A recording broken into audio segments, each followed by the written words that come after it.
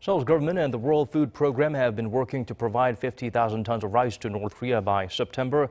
But that move could face difficulties as the regime expressed what's being reported as negative view of the plan. Jung-hee gets us up to speed with the developments. North Korea might be planning to reject riceaid from South Korea, blaming an upcoming Seoul-Washington joint military exercise. On Wednesday, South Korea's Unification Ministry said it learned through the WFP that the North showed a, quote, negative response about receiving 50,000 tons of rice from South Korea. Pyeongyang cited the South Korea-U.S. joint military exercise scheduled to take place next month. We learned recently through consultations between the WFP and North Korea that there are such views in the North. The government is currently trying to figure out the North's official stance through the WFP. Seoul doesn't see this as Pyongyang's official stance. The view was only expressed at a working level meeting, not delivered via an official channel.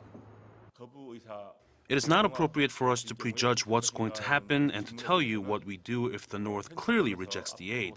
But the government hopes the aid can be delivered on a humanitarian and fraternal basis to resolve the difficulties North Koreans face.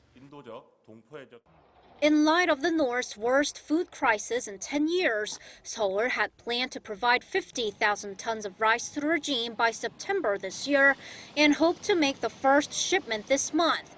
Negotiations have been underway between the WFP and the U.S. on the exemptions that will be needed in terms of sanctions, and the WFP had started accepting bids from companies to carry out the delivery.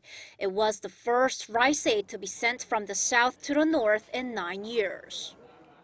The North denounced Seoul and Washington for scheduling joint military exercise and has shown no signal of holding working-level denuclearization talks with the U.S. Now, with Seoul's food aid on the verge of being canceled, Seoul says the atmosphere on the Korean peninsula has stiffened, but it still hopes to send cross-border aid as soon as possible.